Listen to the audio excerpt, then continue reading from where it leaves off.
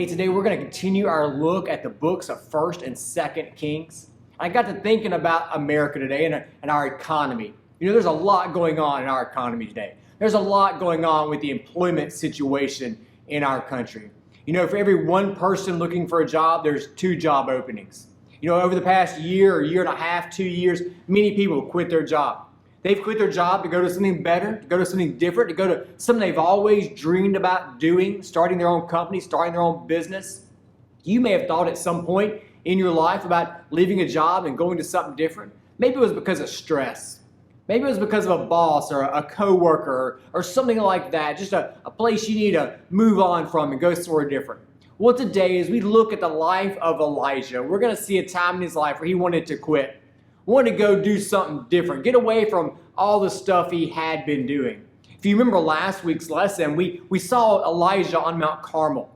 He was there representing God, doing what God had called him to do, and he was on that mountain before the prophets of Baal, and they had this competition between a real God and a fake God, and in the end, Elijah's God demonstrated his uniqueness, demonstrated that Yahweh is the only God to be worshipped. Well, after that event, some things happened. Rain finally came after 3 years because the people repented and professed their worship of the Lord. And Elijah ran ahead of Ahab's chariot, going back to where he lived. And when Ahab gets back, the king, when he gets back to his wife Jezebel, who was a person who loved and worshipped the prophet Baal and the god Baal and Asherah, and Ahab tells her about the situation. And she doesn't remark on how great that is, that the people had repented and turned back to the God of Israel. No, she didn't do that. She says, I'm going to kill Elijah.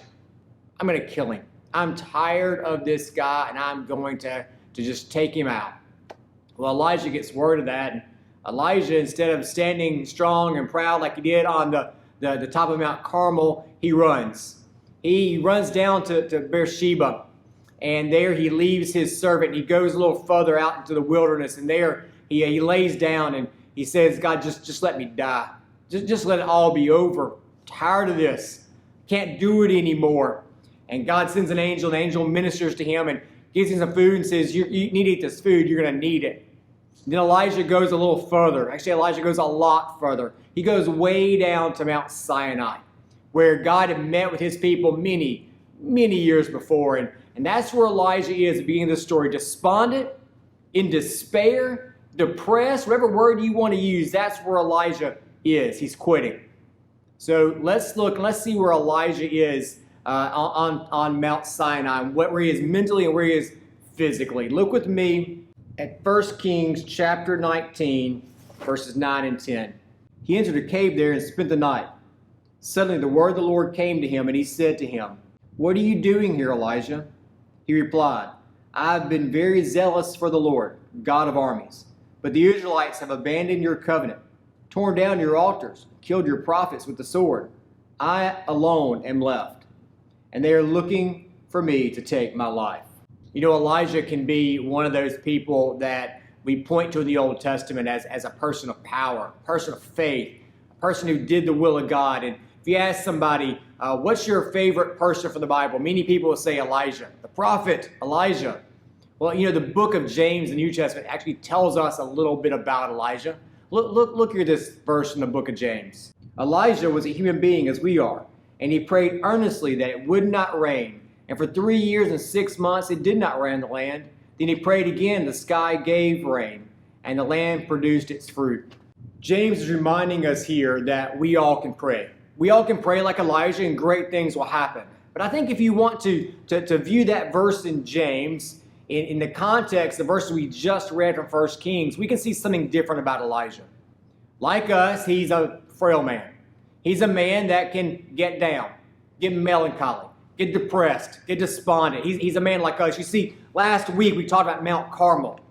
Elijah experienced this great thing that God did. And like us, after great things and great successes in our lives and in our businesses and in our ministries, we can face a low time, a despondent time. And that's where Elijah is. See, Elijah, he ran 90 miles to Beersheba. He ran away 90 miles. Then he went another 250 miles to Mount Sinai. And that shouldn't take too terribly long to get to Sinai. It took him 40 days. The Bible tells us he literally wandered the desert for 40 days going to Mount Sinai. And he gets there. A man who has seen God do great things, but a man who's despondent, at the end of his rope, tired, worn out, alone. A man who last week we talked about, who stood on top of a mountain and said, God is God, worship him. Now sits on top of another mountain. God's going to minister to him, and Elijah's going to have to decide, is God really God? Is he really? I've said it. Is that really who he is? And that's where you find Elijah. Look back at verse 9. What does God ask him? What are you doing here, Elijah? God didn't have to ask Elijah why he was there. God knew Elijah's heart a whole lot better than Elijah did. You know, have you ever had a child, and maybe you're in the grocery store, or maybe you're at church, or maybe you're wherever you are, and that child is throwing a fit, a tantrum. One of those kind where they lay on the floor on their back and they just scream and holler and make a scene. And you look at this child, you have no idea why it's making a scene, why it's throwing a tantrum. What do you say to that child sometimes? We say it sometimes. We say, use your words. Use your words. Tell me what's going on. That's what God's doing. God knows what's going on with Elijah, but God's saying, use your words. Sometimes the best thing we can do with our feelings is to challenge them, to bring them up, to acknowledge that they're there, and to say, why are you here? Why are you feeling this way?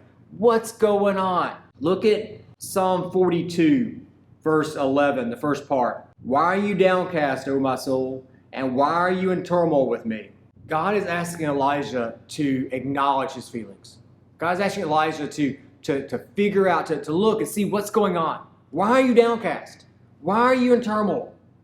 You see, Elijah's in despair, and Elijah can't say what the rest of that psalm says. The rest of that psalm says, hope in God, for I shall again praise him, my salvation and my God. So what's bothering Elijah? Let's go back to 1 Kings. I have been very zealous for the Lord God of armies, but the Israelites have abandoned your covenant, tore down your altars, and killed your prophets with the sword. I am left alone, and they are looking for me to take my life. In Elijah's response to God, we can see three things, three areas of Elijah's life and thought patterns that reveal something to us. First, we see his mission. The central concern for Elijah's ministry and Elijah's life is that commandment, that first commandment that says, you shall have no other gods before me. He stood on Mount Carmel saying, God is God. Worship him. Elijah is saying, God, I have a mission in life. I'm zealous for the Lord of armies. All I've done is pursue that. All I've done is try to get people to worship you alone. And I don't feel like I'm succeeding in that. Next, we see Elijah's myopic vision. Elijah says all of Israel has abandoned you. But just 40 days before this, before he wandered off to Mount Sinai, the people on Carmel had said, God is God. We worship him. Elijah says, there are no prophets. They've killed them all. Everybody's abandoned you. They're all gone. But Obadiah told him just a little while ago there were 100 prophets still left in Israel. Elijah's not alone. But Elijah's got tunnel vision. Elijah's vision is impaired because of his emotions and what he's experiencing and what he's thinking. You see, he's got this mission that he feels he's failing at. He's got this complex. He's all alone in life. And because of those things, he can't really see what God's doing. Next, we see his misery. They've all abandoned you. I have no one with me. And now they want to kill me. God, what am I going to do? I just got to run away. God had protected Elijah for all this time. He stood on Mount Carmel while people wanted to kill him. He's had people trying to kill him all the way through his ministry. And now he says, they're trying to kill me, God. What am I going to do? And God's thinking, Elijah, your life's in my hands. Don't get upset. They've abandoned you, God. I'm all alone, God. They want to kill me, God. God says, Elijah, why are you here? Elijah says, this is why I'm here. This is how I'm feeling. This is what's going on in my brain. I want you to stop just for a moment. Many of us have been in situations like this. Stop for a moment and really prayerfully consider this question. What factors might contribute to people feeling alone, even when they're doing God's work? How does discouragement contribute to feelings of isolation?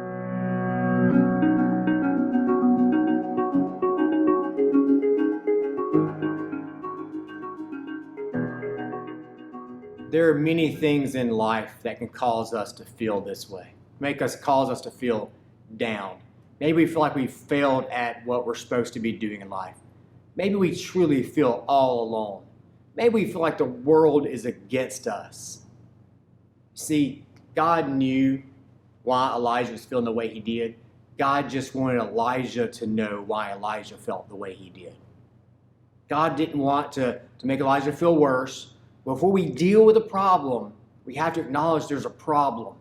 And that's what God's having Elijah do here. God is going to now minister to Elijah, to give Elijah what he needs to move forward, to get through this, to get past this, not to get over this, but to move through it and get past it. So let's see what God does for Elijah in the next set of verses. Listen to how God reveals himself to Elijah. Then he said, that's God, go out and stand on the mountain in the Lord's presence. At that moment, the Lord passed by. A great and mighty wind was tearing at the mountain and was shattering cliffs before the Lord. But the Lord was not in the wind. After the wind, there was an earthquake. But the Lord was not in the earthquake. After the earthquake, there was a fire. But the Lord was not in the fire. And after the fire, there was a voice, a soft whisper. When Elijah heard it, he wrapped his face in his mantle and went out and stood at the entrance of the cave. Suddenly a voice came to him and said, "What are you doing here, Elijah?" "I've been very zealous for the Lord of armies," he replied. "But the Israelites have abandoned your covenant, torn down your altars, and killed your prophets with the sword. I alone am left, and they are looking for me to take my life."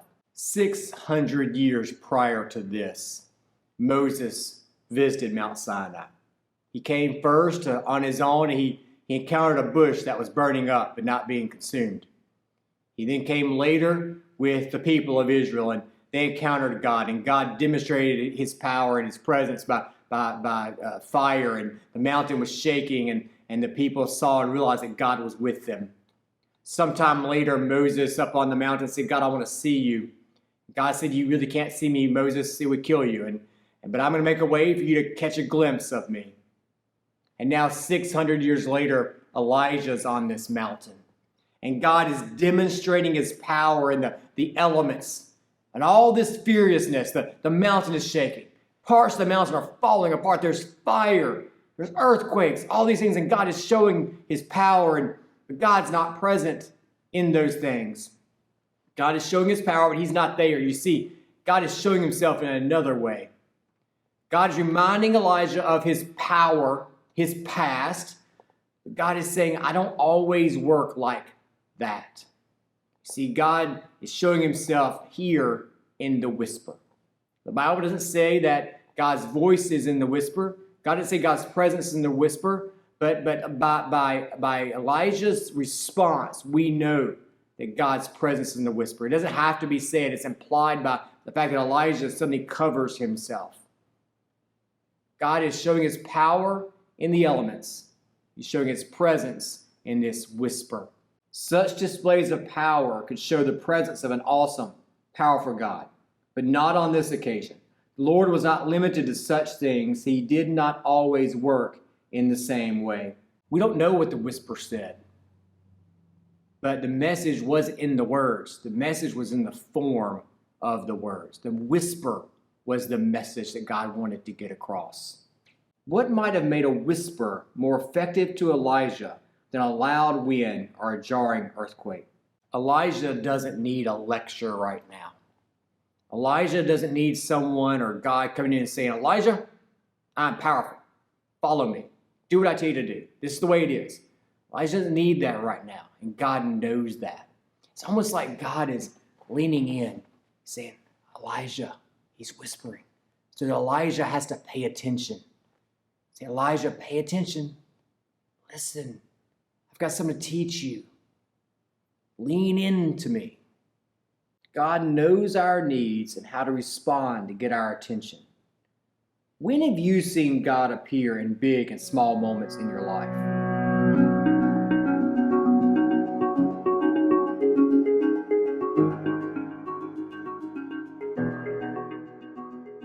Elijah's seen God show up in the big and small things in his life. Elijah's been zealous for the Lord, and now he's on this mountain, and God says, "Why are you here? What's going on, Elijah? What's happening in your life?" And Elijah, he responds with the same thing he said before. "I've been zealous for the Lord. They've all left you. They've torn down your altars. I'm all alone. They're trying to kill me."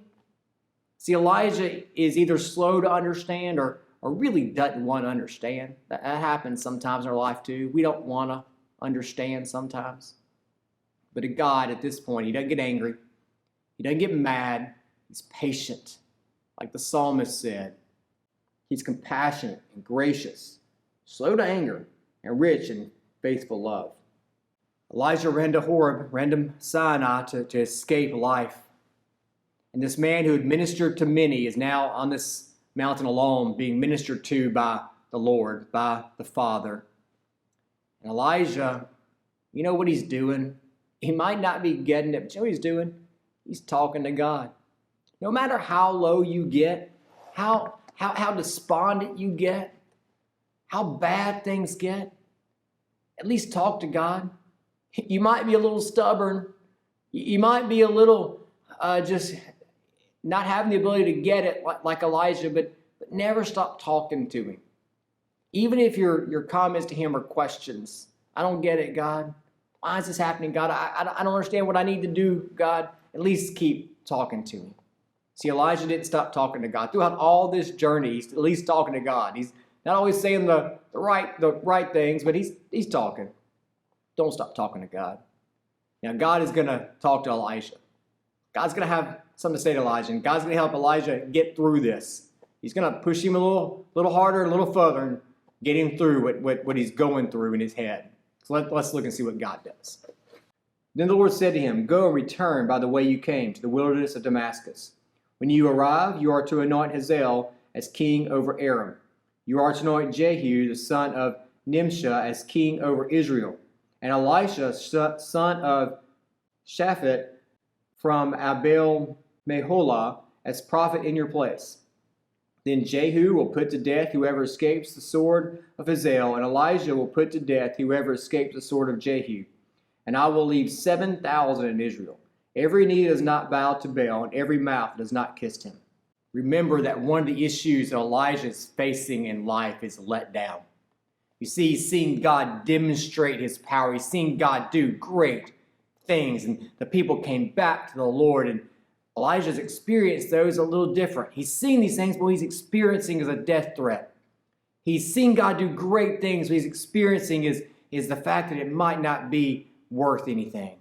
The people are still going to turn away and go away, and he's still got these enemies in his life, and his experiences are leading to all these issues. And it's leading to a myopic vision of who God is and what God can do. So in this passage, God's going to give Elijah 3 things to help him move forward in life. He's going to give him partners.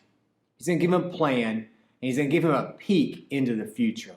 First, let's look at the partners. God is instructing Elijah to anoint some men kings. And he does. He anoints these men, and it's interesting, neither one of these men are supposed to be king next. So in effect, Elijah is going into a foreign country, the prophet of God going to a foreign country and instituting a rebellion. He's doing the same thing in Israel. The man he's anointed to be king in Israel is not supposed to be king next. And so what God's doing, though, God's giving him partners in ministry. These are not the partners he would expect. He's really not going to see what they're going to do for a while, and really some of the stuff they do comes after his death. But Elijah is getting partners in ministry from the Lord. I want you to take a moment and consider this question. How does having partners in ministry or in daily service to the Lord help us continue in our service?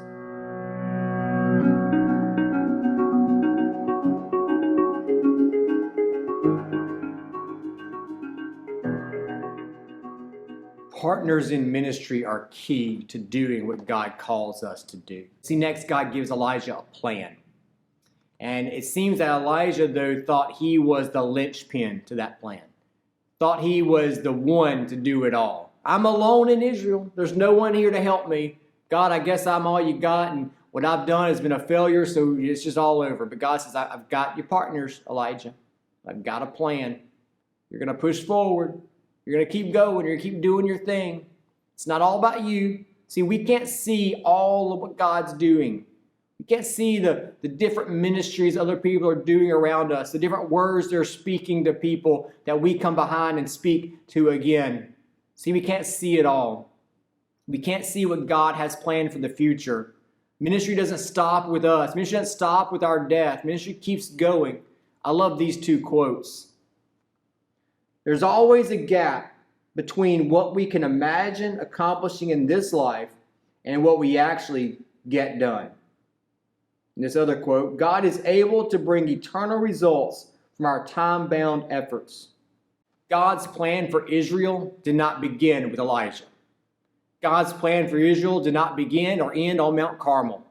God's plan for Israel is not going to end when Elijah stops being. We know Elijah didn't exactly die. Elijah goes to be with the Lord, but God's plan doesn't end then either. God's plan in your ministry world, in your circle, in your family doesn't begin and end with you. You're just a part of God's plan. I want you to stop and consider this question as well. How does knowing that God's plans for the salvation of others does not depend on you or your timeline affect your efforts in evangelism and ministry?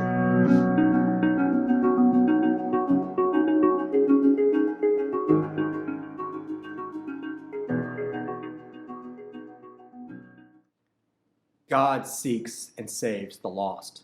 We just get to participate in that. We're one part in God's plan in the lives of the people that we interact with daily. God gave Elijah partners. God gives you and me partners. God has a plan.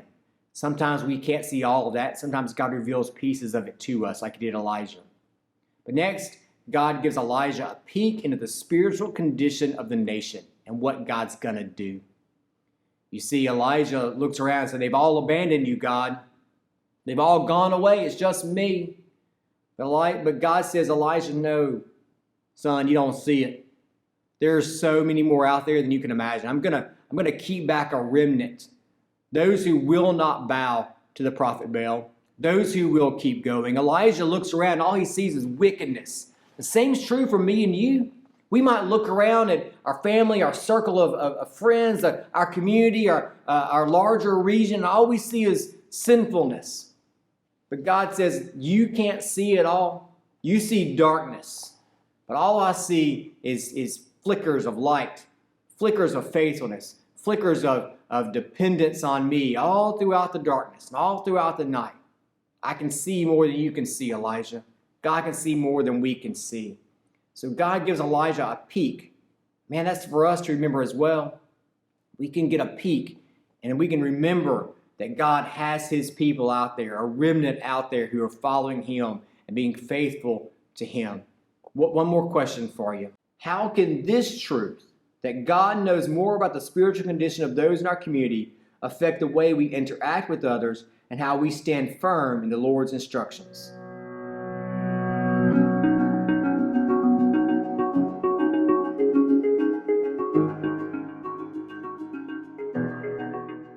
Elijah ran away from the world.